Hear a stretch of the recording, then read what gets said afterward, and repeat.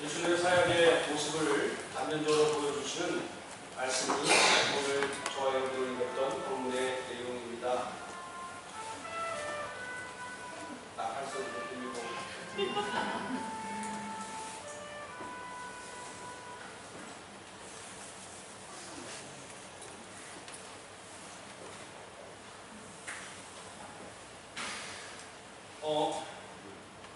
예수님은 엄청 바쁘신 사역을 하고 계셨음을 보고 있어요. 오늘 본문의 시작은 예수님께서 시몬의 장모를 열병으로부터 치유하시는 것으로 시작되고 있습니다. 그러니까 예수님의 측근이 문제가 발생했는데 그 또한 예수님 때문에 문제 해결을 받을 수 있는, 다시 말하면 예수님 때문에 혜택을 받을 수 있는 그런 것이었다라고 하는 것이고, 그런 면에서 남의 이야기에서 자기 이야기로 예수님의 기적이 전이가 되는 것을 경험한 것이 바로 시몬이었습니다. 여러분 그죠? 그들의 이야기에서 나의 이야기가 되는 것이 능력이잖아요. 그죠? 네. 저들의 이야기, 그들의 이야기는 별 흥미는 줄 줄 모르지만 그닥 그렇게 나로 하여금 열정이나 변화를 일으키기에는 아주 먼 거리에 있는 것입니다. 중요한 것은 내가 은혜 받아야 되죠. 내가 능력 받아야 되죠. 그죠? 내가 영혼의 문이 열려야 되죠. 이게 중요한 거죠. 베드로는 그것을 경험했어요. 그러니까 내 마음속에 어떤 어떤 감동도 있고, 이분이 정말 필요한 분이구나 하는 사실에 대해서 부인할 수 없을 만큼의 확실한 변화가 일어나고 있을 즈음에, 또 오늘 32절에는 그뿐 아니라 해가 질 때 무렵에는 모든 병자와 귀신 들린 자를 예수께 데려오는, 그야말로 집단적인 어떤 변화들이 막 일어났다라고 하는 것이고, 온 동네가 예수님 앞에 소위 말하는 문전성시를 이루게 됐다라고 하는 것을 보여주고 있습니다. 그때 예수님께서는 그 문제들마다 다 해결해 주시는 그야말로 완벽한 해결자의 모습으로 성경을 우리에게 소개하고 있다라고 하는 것이에요. 그래서 34절에 보세요. 이렇게 기록됐습니다. 예수께서 각종 병이든 많은 사람을 고치시며 많은 귀신을 내쫓으시되 귀신이 자기를 알므로 그 말하는 것을 허락하지 아니하시니라. 자, 각종 병이든 많은 사람을 고쳤다. 그리고 많은 귀신을 내쫓으시다. 귀신이 얼마나 많은지, 한 마리가 여러 사람이 아니라 귀신이 종류가 많았던 모양이에요. 그래서 그랬다는 거예요. 그러니까 예수님의 사역의 동선은 우리가 말하면 그 타임테이블이라고 해가지고 엄청 바쁘신 사역을 하고 계셨다라고 하는 것이죠. 우리가 말하면 기진맥진할 법다 하고, 또 번아웃 된다고 할까요? 완전히 녹초가 될 법한 그런 사역의 현장 가운데 예수님이 있었고, 그 예수님을 저희들은 목격하고 있었다라고 하는 것이었습니다. 그리고 35절은 이렇게 시작하고 있네요. 새벽 아직도 밝기 전에 예수께서 일어나서 나아가 한적한 곳으로 나가 거기서 기도하시더니 라고 말씀하고 있습니다. 그리고 36절에 보면 시몬과 그와 함께 있는 자들이 예수의 길을 따라가 37절에 만나서 이르되 모든 사람이 주를 찾나이다 이렇게 얘기합니다. 자, 이걸 굉장히 우리로 말하면 예수님의 사역의 루틴이라고 그러죠. 일상적인 삶의 한 모습을 우리에게 소개하면서 그렇구나, 예수님 엄청나게 바쁜 삶을 살았고 경천의 의의 정신으로 사역을 하셨구나 라고 하는 것쯤을 이해할 수 있었는데요. 우리가 유독 좀 집중해 볼 것이 바로 뭐냐면 35절입니다. 예수님께서 새벽 아직도 밝기 전에 새벽 기도 시간을 20분 앞당겼던 이유는 제가 해가 5시 20분 뜨더라고요. 그래서 새벽인지 아침인지 몰라가지고 새벽 기도인데 라고 하는 것 때문에 시간을 좀 앞당기는 그런 거룩한 행품이 있습니다. 할렐루야. 귀 있는 자는 들을지어다. 귀가 없어도 들을지어다. 자, 그러니까 아주 이른 시간에 우리 옛날 구부절은 새벽 아직 미명이라고 구부절에는 그렇게 표현되어 있죠. 일어나서 한 곳으로 가서 거기서 뭐 하셨다고요? 기도하시더니 라고 하는 그런 내용이 있어요. 이거는 간헐적으로 이렇게 돌발적인 사건으로 기도하신 것이 아니고 지금 마가복음 우리에게 뭘 지금 얘기하고 있어요? 예수님의 일상의 삶이었다는 거예요. 우리로 말하면 습관이었다라는 영적인 습관, 사역의 습관. 이 말은 뭐냐면 기도하셨는데 언제 기도하셨냐면 새벽 아직도 밝기 전에 라고 하는 절대적인 시간, 그리고 한적한 곳이라고 하는 예수님이 기도에 집중할 만큼에 대한 정리되어지는 나름대로 절대적인 공간에 예수님께서 기도하셨다라고 하는 것을 소개하고 있어요. 뭐 그럴 수 있는 거죠. 그런데요, 지금 우리가 좀 주목해야 될 것은 36절을 보십시오. 그런데 예수와 시몬과 그와 함께 있는 자들이 예수를 따라, 시몬은 아까 뭐예요? 자기의 장모가, 어제 장모가 열병에 국내 산행하는데 예수님께서 오셔가지고 열병을 떨어뜨리고 고치셨던 그 수혜자 중에 뭐 장모의 문제가 사위의 문제지 뭐. 할렐루야. 맞죠? 네, 뭐 처갓집이든 내걸로 하는 사람은 안 돼요. 할렐루야. 귀 있는 사람 들을 귀 없어도 들을 줄 알아. 어떻게 간에 장모의 문제를 아무튼 시몬 베드로 덕분에 장모님이 병 나은 것 같아요. 제 말씀은. 그랬더니 이 시몬 베드로 굉장히 어비데스라고 우리 초기에 말씀드렸죠. 그랬더니 그 베드로가 지금 예수님의 뒤를 쫓아왔어요. 예수님과 함께 일어나서 기도하러 간 것이 아니고, 그죠? 말씀의 내용 잘 살펴보세요. 예수님 일어나시니까 기침하시고, 예수님 일어나셨는데 나도 일어나야지 하고, 예수님 기도하시니 나도 기도해야지 라고 하는 것은 아니고, 오늘 예수님의 기도는 우리로 말하면 고독한 그런 어떤 하나님과의 만남이었다 라고 하는 것을 볼 수가 있어요. 그러니까 기도는 고독해야 돼요. 외로워야 돼요. 하나님 앞에 단독자의 모습이니까 새벽 민원 시간에 뭐 집단적으로 하나님 앞에 뭐 통성 기도하고 뭐 같이 기도하는 것은 아니었다라고 하는 것을 우리가 이해할 수 있을 거. 그런데 베드로는 주님과 더불어 함께 기도하지 바로 가지 않았어요. 근데 예수님의 길을 쫓아왔어요. 왜 쫓아왔죠? 왜 쫓아왔을까요? 성경에 나와 있잖아요. 응? 이거 뭉치지. 뭐 왜? 성경이 지금 없군요. 못 넘기는군요. 예. 그래서 그러면 37절에 보세요. 37절 만나서 이르되, 자, 만나서 베드로가 예수님을 만나서 뒤쫓아와서 만나서 뭐라고 말하냐면 이르되 모든 사람이 주를 찾나이다. 내가 예수님 앞에 지금 온 거는 그냥 예수님 만나보고 싶어서 온 게 아니라 사람들이 찾아요 이거예요. 바쁘신데 지금 어디 가시는 거예요? 그 얘기예요. 지금 일이 산더미 시간 많은데 지금 뭐 하시는 거예요, 예수님? 예수님, 우리가 힘들어 죽겠어요. 이 많은 사람들 보세요. 이 동네가 지금 발짝 뒤집어졌어요. 라고 하는 겁니다. 그죠? 지금 제 얘기 아니라 성경 얘기예요. 자꾸 목사님 얘기라고 생각하는데 듣지 마시고, 목사님께서 기도하는 말을 책임하면서 그렇게 올라가시는 거라고 생각하는 분도 계실지 모르지만, 어쨌든 저는 성경 말씀 드린 겁니다. 저도 이렇게 좀 피해갈 구멍을 마련해 놓고 있는 거죠. 자, 많은 사람이 좀 찾습니다. 베드로가 지금 한 얘기예요.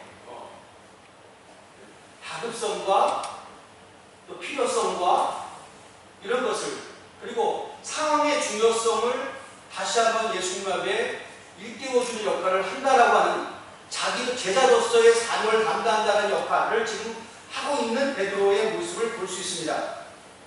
자, 여기까지만 살펴봅시다. 뭐 길게 생각할 거 없이요. 문제의 화두는 이거예요. 예수님과 함께 사역의 동서를 같이 하고 비전을 공유하고 한 걸음 나아가 운명 공동체라고 하는 관계식 속에서 사역을 하는 제자들이었습니다. 예수님이 기도할 때 같이 기도하고 전도할 때 같이 전도하고 사역할 때 같이 사역하는 것은 너무나 자연스럽고 상식적인 것이었습니다만 먹을 때 같이 먹고 여행 갈 때 같이 가고 전도할 때 같이 가고 병 고치는 현장에 같이 있었는데 왜 기도의 시간에는 제자들은 없었을까요? 라고 하는 것입니다. 피곤하니까. 그죠? 피곤하니까. 여러분 피곤하시잖아요. 저도 엄청 피곤해요. 피곤의 정도를 가늠할 수는 없어요. 그냥 요즘은 아예 그냥 피곤이야. 현대인들 치고 안 피곤한 사람이 손 들어봐. 없어요. 우리 마당을 지키는 갑돌이들 좀 엄청 피곤해하더라고. 정신거쳐 피곤해가지고. 아니 가축도 피곤해. 다 피곤해. 그죠? 예전보다 노동력도 많이 약해졌음에도 불구하고 많이 피곤해요. 자, 피곤하다라고 하는 것이 하나님을 만나야 되는 결정적인 순간을 유예할 만큼, 포기할 만큼, 선택하지 않아야 될 만큼의 중요한 문제냐를 차치합시다. 그럴 수 있어요. 왜냐하면 우리는 상황의 존재이기 때문에 우리의 상황이 중요한 것들을 뒤로 미뤄야 될 만큼 일어날 수 있는 것들이 상황의 문제입니다. 저는 그 상황을 무시할 수가 없습니다. 저도 상황의 존재에 상황이 완전히 예속되어 있기 때문에 상황을 극복한다고 하는 것은 정말 특별한 일이 아니고서야 할 수가 없는 겁니다. 우리 제가 금요일날 말씀드렸던 것처럼 이런 얘기하면 여러분 좀 불편할지 모르지만 여러분이 가시가 있다면 그 기도 안 할 수 없을 거예요. 찌를 때 어떻게 할 거야? 아파서 잠을 못 자는데 어떻게 할 거야? 피곤한 게 뭐가 저기 아파 죽겠는데 그러면 일어나서 기도합니다. 맞죠? 제가 부끄러운 얘기입니다만은 우리 딸내미가 그러더라고요. 아빠는 인간이 아플 수 있는 3대의 고통이 있다면서요. 통풍, 요로결석, 또 애 낳는 건가요? 이거 있는데 애 낳는 거 여자라고 합시다. 남자 여자를 불문하고 통풍하고 요로결석 아버지는 다 있다고 축하하는 거 명령하는 거 정말 부끄럽더라고요. 피해갈 수 있었는데 그런데 제가 일단 한번 그 요로결석 처음 왔을 때 와 그거 진짜 통증이 아픈 건 알 거예요. 그거 어떻게 설명할 수 없어. 아픈데 겁은 응급실에 갔더니 닦고 알더라고요. 요로결석 오셨군요. 뭐 간호사들이 안 닦고 표정 보면 그냥 닦고 안 한 거야. 그래갖고 저기 침대 위에 누우라는데 누울 수가 없어. 아파서 누울 수가 없어. 그냥 앉아있는 거야. 앉아있는데 그 앉아있으면서 불구하고 그래도 주의종이라고 아픈 가운데 뭐 하더라고요? 기도하라. 자꾸 난감지 여기 난감. 내가 조금 얘기할 때 그래도 성령이 충만해서 기도한 게 아니라 뭐예요? 죽겠으니까 기도한다. 여러분 표현이 좀 거칠어도 이해하십시오. 여러분이 죽을 만큼 괴로우면 아마 크리스찬들은 기도합니다. 그죠? 진짜 중대 삶에 하는 다급한 문제가 빵 발생하면 기도하는 겁니다. 여러분 그런 지난번에 우리 이마 그강을 건너지 마오라고 하는 영화를 봤는데 제가 볼 때 또 죽이 났나 봐. 정도 그냥 다 봤대. 재방송 보는 거예요. 내가 좀 약간 헛발기랬구나 생각을 합니다. 그리고 나서 이런 노래도 있어요. 김광석 씨, 그 다음에 이명웅 씨가 불렀던 어느 60대 노부부의 이야기. 명곡이야. 아직까지 그 나이에 오르지 못한 젊은 친구들은 이해 못할 거야. 그치? 여보, 그날의 생각하고. 죄송합니다. 자꾸 슬픈 노래 불렀어. 근데 그 가사 중에 하나가 뭐냐면, 막내 아들 대학 시험날 뜬 눈으로 보냈었던 이제 그 부부의 과거를 쭉 하면서 우리 인생사에 보편적으로 기억되어지는 몇 가지 사건도 있어요. 그죠? 딸내미 시집가는 날하고, 그죠? 자식이 입시하는 날. 그런 날들은 보편적으로 기억하는 우리 인생 속에 각인되어진 사건인가 봐.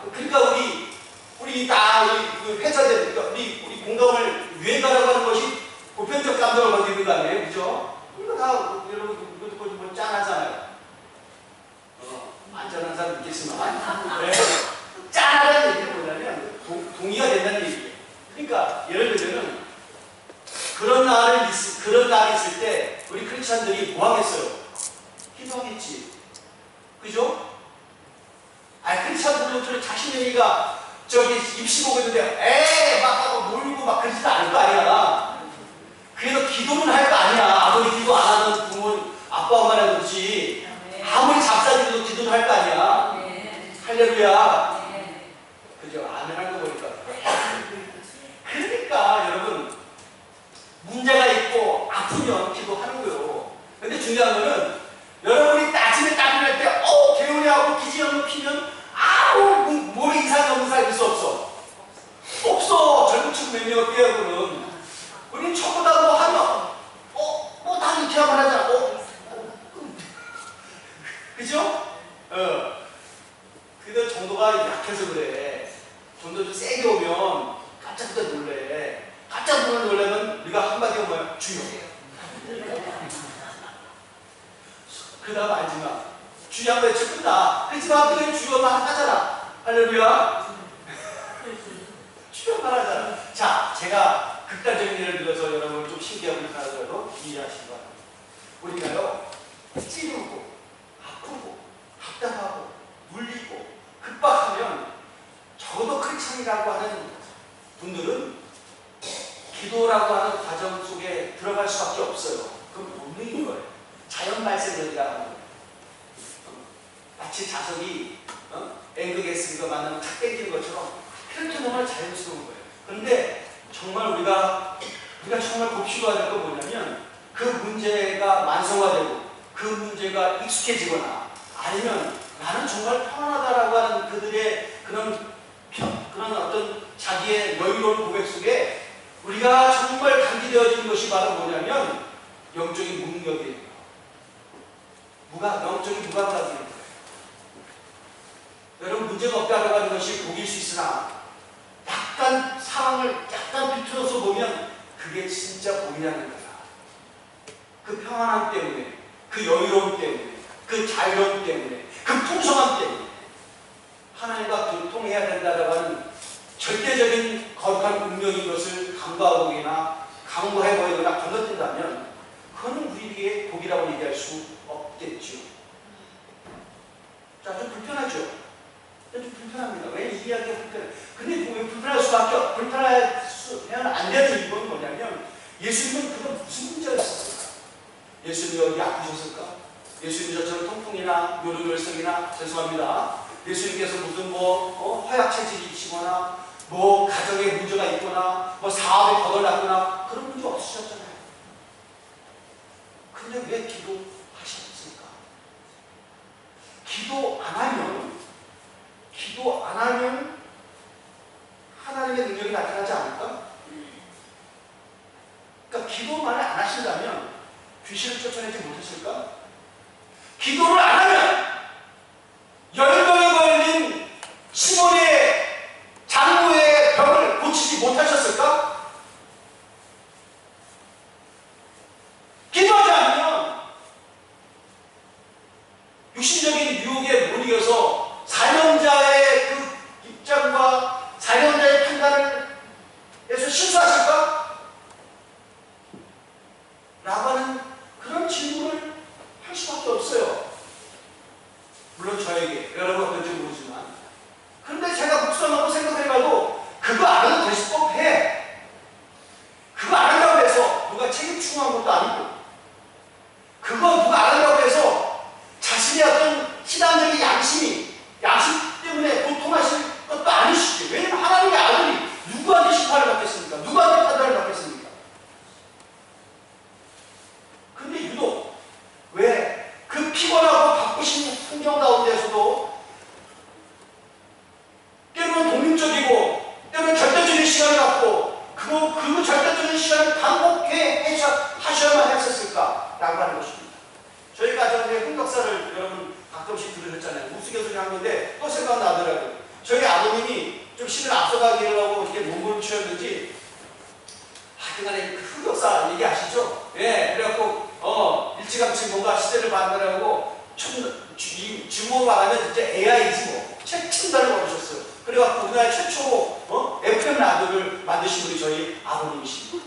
정말 존경해야 될 분이 틀린 게 없어요. 그러나 정말 존경하고 싶지 않아요. 왜냐하면 시대를 너무 앞서간 거야. 적당히 앞서가요. 그죠? 그래갖고 왜냐면 망했잖아요. 그래갖고 그 망한 것 때문에 그때부터 지금까지 힘들었어. 네. 왜? 방송국이 없어요. 그 방송국이. FM 라디오만 하면 뭐 하냐고요. 물론 FM 시대가 열릴 거라고 생각하고 미리 선점한 것은 좋았으나 너무 앞서간 거지. 네. 그러니까 뭐예요? 이건 당연하잖아요. 그러니까 이거가 교훈을 살 거 없지만 어쨌든 간에 뭐든지 간에 다 맞아 떨어져야 돼. 그죠? 근데 그 맞아 떨어가는 것이 신남? 다 어렵지. 남은 쉬워 보이면 나는 어려운 거야. 근데 남은 쉬워 보여. 그 쉬운 건 또 나도 할 것 같은데 안 되는 게 또 사업이고 인생이고 그런 거예요. 그건 차치하고라도. 어쨌든 간에 여러분 생각을 해보세요. 아무리 기계를 좋고 잘 만들면 뭐하냐고요. 전파가 없으면 의미가 없잖아요. 그죠? 전파가 없으면 의미가 없는 거예요. 여러분 반대로 생각해 보십시오. 외국 사람들이 대한민국 와가지고 깜짝깜짝 놀라는 것 중에 몇 개가 있대요. 화장실이 깨끗하다는 거. 그 다음에 한국 사람들이 도덕심이 우리 옛날에 우리 MZ 세대들이 엄청 도덕심이 좋아요. 그래갖고 정말 공중도덕 잘 지키고, 그죠? 찌치기 안 하고, 남의 물건 떨어져도 안 죽고, 외려 주워다가 갖다 주고, 외국인들이 와가지고 막 놀란다면서요? 충격을 받는데, 그래서 도대체 대한민국이 뭐냐? 그만큼 우리가 엄청 높아진 거야, 수준이. 어느 동네 안 하고. 그런데 그 놀라운 것 중에 하나가 뭐냐면, 버스를 타던 지하철을 타면요 거기 와이파이가 터진다는 거예요. 그건 당연한 거 아니에요. 외국에는 안 돼. 선진국이라는 나라로 안 되는 거야. 근데 대한민국은 돼. 그게 놀란다는 거지. 깜짝 놀랐어. 대한민국이 잘 사는 나라야. 그러니까 출발시켜도 다 모든 사람이 다 그 기기를 핸드폰을 활용하면서 시간을 보내잖아요. 그건 좋은 거예요. 근데 생각 한번 해보세요. 제가 그걸 생각하면서 그 생각이 들었어요. 아니, 지하철에 와이파이가 터진다는 것은 인터넷 전파가 모뎀이라고 하는 것이 다 역마다 내지는 지하철 객차에 설치가 돼가지고 전파를 뿌려주니까 받는 거 아니에요. 지하에도 전파가 뿌려지니까 여러분 지하에서도 통신이 가능하고 인터넷이 가능하다는 거예요. 그 뭘까? 여러분 생각하면 저는 그 생각이 드는 거예요. 이게 좀 약간 비유적인 거니까 꼭 그렇다는 거 아니에요. 목사님 좀 이상한 소리 하신다 하면 신학적으로 이상하다고 생각하시는 분들은 아직까지 약간 지혜가 없는 거예요. 제가 이해하기 쉽게 비유로 말씀드리는 거예요. 자, 뭐냐면 전파라고 하는 것이 저는 이렇게 생각이 되어집니다. 전파라고 하는 것이요. 여러분 보세요. 하늘에도 길이 있고 바다에도 길이 있어요. 그죠? 하늘하는 비행기가 막 가는 게 아니라 항로라고 하는 것을 따라서 가요. 바다에 배도 지맘대로 가는 것이 아니라 바다에도 길이 있어요. 바닷길이 있죠. 그죠? 그 길 따라가야 되는 거예요. 보이지 않지만 길이 있잖아요. 그죠? 조종사들은 하늘의 길을, 항해사들은 바다의 길을 알고 가요. 인생도 마찬가지죠. 길을 알고 가야 되는 거죠. 그죠? 길을 말고 헤매고 방황하고, 그런 것은 방황하다 끝나버리는 거예요. 험한 인생이죠. 마찬가지로 여러분 보이지 않는 것도 보이지 않지만 길이 있다는 거예요.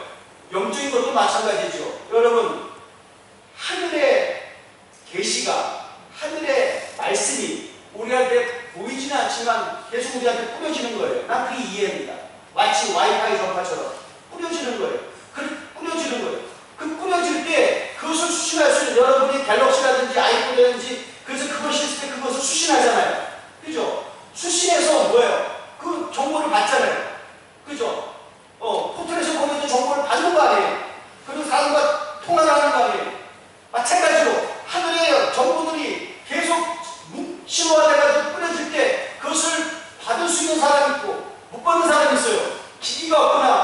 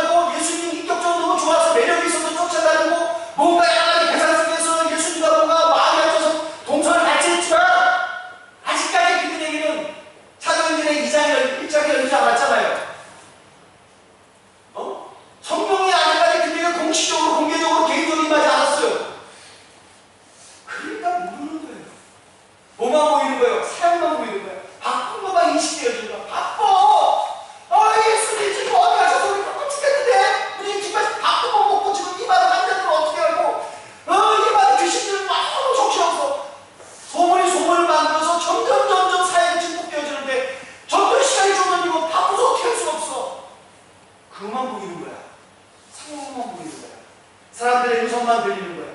뭘 해야 될지 일만 보이는 거야. 여러분 교회 오시면 뭐가 보여요? 일 보이는 것도 막 좋아요. 일 하셔야죠. 그래서 우리가 직분이라는 선수 일을 시키잖아요. 하지만 그 일의 본질은 뭐냐? 주님과 교통이라는 거예요. 할렐루야. 주님과 만남이 일어나는 거예요. 그건 없는데, 여러분, 제가 주님과 만남이 없는데, 전도에 감동이 없는데, 이 설교가 무슨 의미가 있겠습니까? 그냥 말장난에 불과한 거예요. 연설에 불과한 거예요. 똑같은 연설도 여러 번 듣는데 지겹습니다. 근데 여러분들은 제가 표정보니까, 물론 저를 응원하기 위해서 그렇지만, 마치 지겨운 표정을 지금 한 사람도 여러 없이 안 짓고 있어요. 할렐루야. 얼마나 감사한지 몰라. 있을 법한데, 막 지금 좀 질법한데, 그래도 그냥 목사님 격려하는 차원에서 그냥 눈을 막 뜨고, 물론 또 줄 수 있지. 그러나 지금 나는 얼마나 감사한지 몰라. 왜? 이게 하나님의 말씀이 성령의 감동이, 성령에 취해서 성령의 지배로 가는 모습을 들었기 때문에, 와, 이게 하나님의 말씀이고 이것을 전하라고 하는 주의 말씀에 순종하기 위해서 제가 이 자리에 섰다는 사실이기 때문에, 여러분들은 역적으로 그것을 동의했기 때문에 아멘 하나님의 사는 말씀 받고 있는 줄 믿습니다. 할렐루야. 그런 거예요. 그런데 왜 아직까지 성령을 이제는 성령의 시대예요. 여러분 사도행전 때 성령의 교회, 성령의 마음으로 발견한 교회가 만들어졌고 지금은 성령의 시대예요. 누구든지 예수 그리스도를 주라 시인하고 예수 그리스도를 통하여 십자가를 경험하고 예수 그리스도의 말씀을 듣고 부활의 주님을 믿고 다시 오신 예수 그리스도를 기다리려고 하는 이 시간이 내게 믿음이 들어오기 시작한 자들은 성경은 얘기한다. 그들은 성령이 아니면 그렇게 할 수 없다고 말씀하고 있어요. 그러므로 우리가 분명한 형식 논리는 여러분이 성령 받았어요. 성령 받지 않았다고 하면 성령이 건너가고 저는 사기꾼 중에 사기꾼입니다. 그런데도 불구하고 제가 좀 사기꾼이 될 것만 같아. 왜? 성령 받은 흔적이 나타나지 않아요. 성경은 분명히 성령이 알고는 예수를 주라시게 할 수 없고 성령이 사람이 알고는 영적인 것을 사모할 수 없다고 했는데 그렇지. 우리가 예수를 고백은 하는 것 같은데 예수님을 믿어도 모태신앙적으로 믿는 것 같은데 기독교적인 가정 속에 자라서 그냥 교회를 따르지 않는 것 같은데 근데 왜? 라고 하는 이 질문이 여전히 나에게는 상기되고 있습니다. 왜? 왜 저럴까? 저분은 왜 저럴까? 라고 하는 거예요. 신앙생활 1년 2년 한 것도 아닌데 왜 저럴까? 라는 생각이 들지 않아요.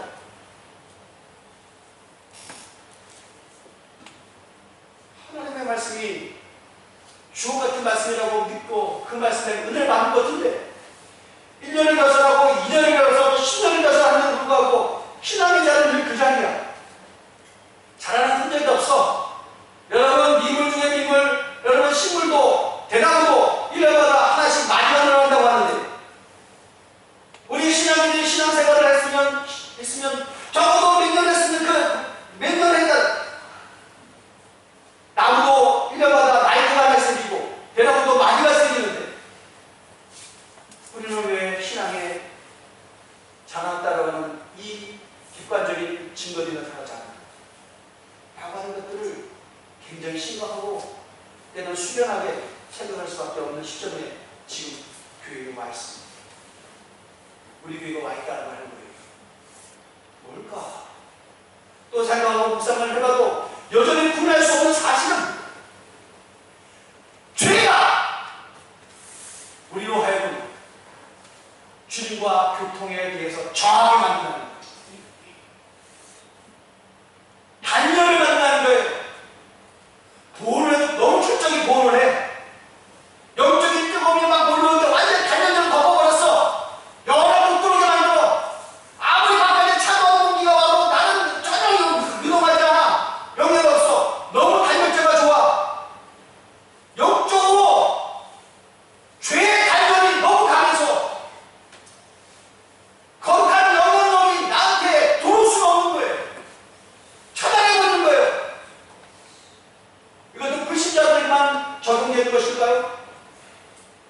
그게 쉬운 게 아니에요.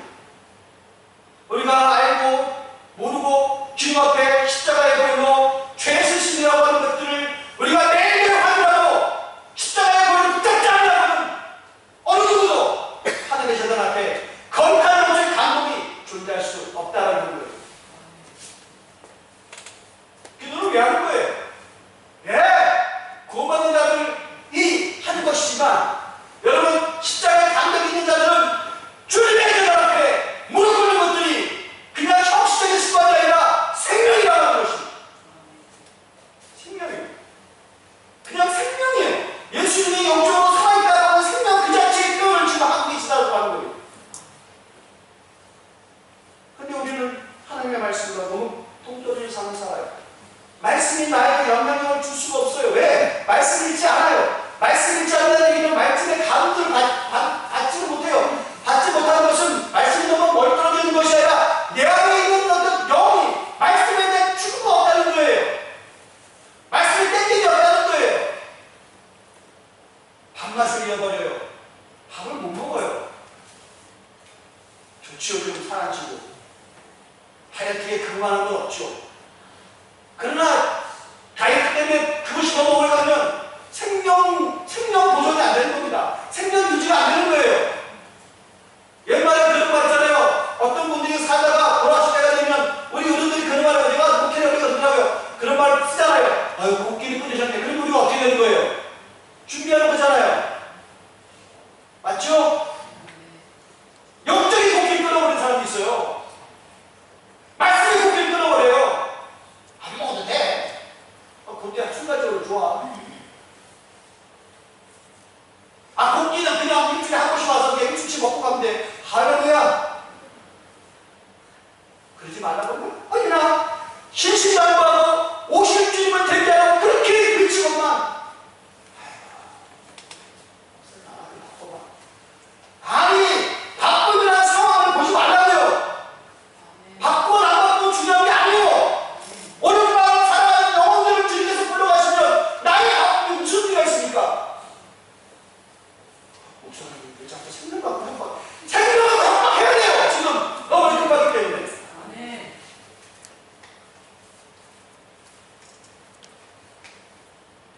깨어있으라.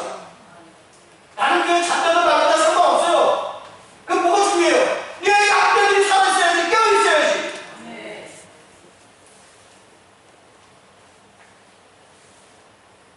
그냥 예배 형식을 보존하기 위해서 그냥 우리는 최소한 지킨다라고 하는 할 수 없이 그냥 새벽 기도하고 할 수 없이 수요 예배 드리고 할 수 없이 금요 기도하고 몇몇 하는 그들은 포기하지 않았잖아. 여러분 우리가 생명 무지자 하기 위해서 예배 드리는 거 아닙니다. 그거 안 돼요. 예배 드리는데 한 번만 드리지 뭐. 대예배. 대제사 있잖아. 대제사에 드리는 그것만 하지 뭐. 그렇게는 우리가 살아갈 수가 없어요. 하나님의 말씀이 우리한테 거룩한 그리움과 감동과 그리고 주님을 더 만나고 싶고 더 기쁜 은혜를 감동하고 싶은 그런 영적인 내재적인 변화가 계속해서 거룩한 충동이 되어서 나를 작동시키는 거예요. 그러지 못하면 우리는 살았으나 살 것이 아니에요. 이 말씀 듣고 여러분 큰 기쁨이 되길 주의 축원합니다.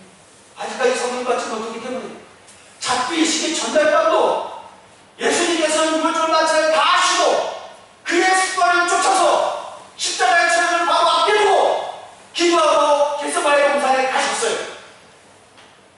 여러분 제자들이 감추게 보기 위해서 쫓아갔지만 예수님이 같이 가자고 해서 할 수 없이 갔지만 그들은 기도를 할 수가 없었어요. 기도가 안 되는 거예요. 왜? 피곤하기 때문에. 눈꺼풀보다 여러분 졸릴 때 눈꺼풀이 제일 무겁잖아요. 그거 너무 견딜 수 없는 거예요. 다 줘라. 예수께서 말씀하셨어요. 한시도 깨워서 나와 기도할 수 없더냐. 안 되는 거지. 생물학적으로 생리적으로 안 되는 거지. 그런데 그 예수님께서 왜 그런 말씀하셨을까요?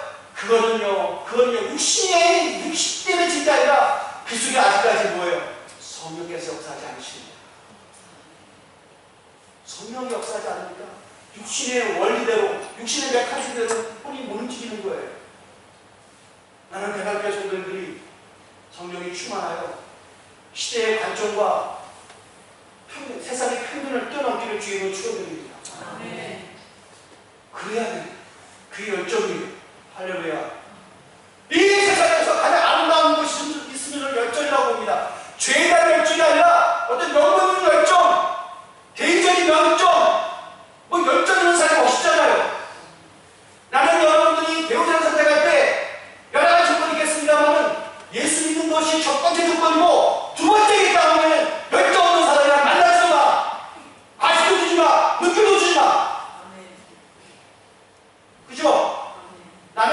가고 싶어요. 아니, 열정이 있어야 재미가 있고 의미가 있지. 할렐루야. 그런데 우리가 예수를 위한 열정, 복음을 위한 열정, 생명을 위한 열정이 있다면, 와, 그런 교회를 주님께서 찾으신다면, 주여, 대강교회가 그런 교회가 되게 앞서서라서 기도가, 제가 어제도 기도해야 될 이유였고, 제가 목회를 그만둘까지 계속해서 중단 없이 유지해야 될 거룩한 명분과 기도의 제목을 들고 있습니다. 아멘. 그렇죠? 나이는 숫자에 불과하다고요? 맞아요. 여러분, 나이에 매몰되지 마십시오. 아, 나는 안 돼. 안 되는 게 어딨어? 안 되는 게 어딨어? 여러분, 죄송하고 이런 일이지만, 연세가 드시면 잠도 없으시면서요, 그렇게 맞던 잠도 새벽잠이 없다고 그런 분 있어. 그러면 왜 교회 안 나오는 거야? 새벽잠이 없는데. 나도 그랬어. 턱도 없어. 뭐예요? 그럼 맨날 그 누수고요. 천장. 그렇게 뭐 있어? 주님께서 마지막 때에 나를 정말 영적인 불쏘시개로 쓰시구나. 여러분 감사합니다. 하고 한달음에 달려와야 할 대강교회인 줄 믿습니다. 할렐루야. 교회가 너무 멀어요. 교회가 너무 멀어요. 어떤 분이 제가 섬겼던 교회, 제가 가는 저쪽에 가면 새벽 기도를 유명한 교회가 있어요. 한국 교회 새벽 기도의 메카라고 할 수 있을 만큼 새벽 기도로 성장한 교회라고 할 만큼 그 새벽 기도가 그 교회 아이콘인 교회가 있어요. 근데 그분이 그 어떤 성도님이 그런 간증을 가지고 들었거든요. 어떤 자료를 통해서 누가 지금도 가끔씩 생각이 나요. 그분은 부득이하게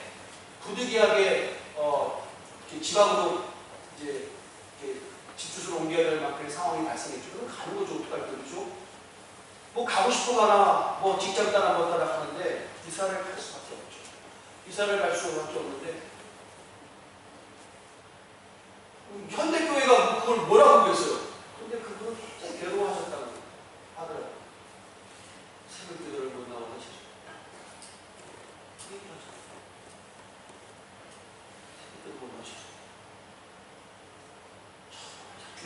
주님 앞에 회개할 때 그게? 회개할 때 내가 볼 때는 아니야. 왜냐면 위로해주고 격려해주고 더 기도하셔서 더 오셔야 이렇게 해야 되는데 본인은 그 마음이 다르다고 생각한다. 관점의 차이가 참 희한하다. 그런 분들이 있으시더라고요. 여러분 새벽기도 하는 얘기 아니에요.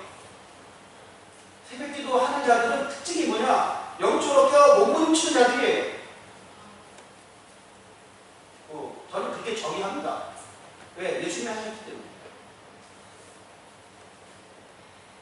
그인의 성령이 계속 주님과 교통하고 싶은 거룩한 영적인 시그널을 줄 뿐 아니라 그렇게 할 수밖에 없는 그런 패턴으로 바꿔버린 거예요. 성령을 받은 제자들이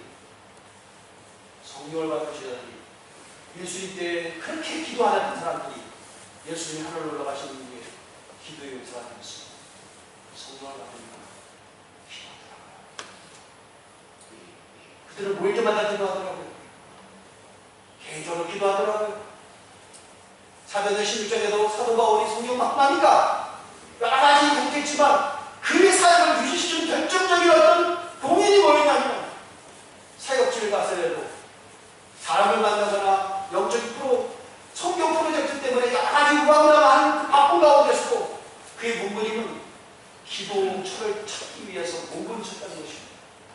즉 기도한 사역이 밖으로 드러나지 않지만 그의 사역의 중심을 차지하고 있었다는 것입니다.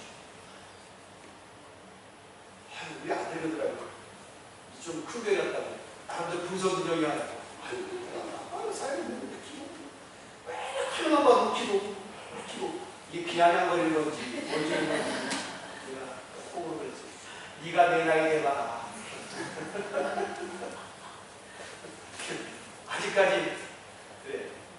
아직까지 산 넘고 물 건너봐야지. 제가 말씀드립니다. 저는 여러분에게 제 약점이 될 수 있고 주거니와 저의 정체를 공개문이 열어봐서 저의 한계를 알아버리기 때문에 선수를 칠지 모르겠습니다만은 저는요, 여러분 다 여러분 저기 순종 잘하시잖아요. 그죠? 순종 정말 잘하시잖아요. 내가 보기에는 순종 잘하는 교회라고 아주 정답 나 있습니다. 할렐루야. 정말 아닙니까? 근데 정말 순종 잘하는 건 맞아요. 그런데 가끔씩 순종이라는 부분에 걸린 분도 계시겠죠? 그럼 제 마음에 연민하는 마음이 생길까요? 아니면 분노하는 마음이 생길까요? 응? 안 가르쳐줄게요. 안 가르쳐. 정체를 안 드러낼게요. 네. 근데 또 목회하다 보면 좋은 일만 있을까요? 속상한 일도 있을까요? 대답하기 어려워요. 그런 게 있겠죠. 있을 수 있죠. 그죠? 20년 목회를 하면서 왜 좋은 일만 있겠어요?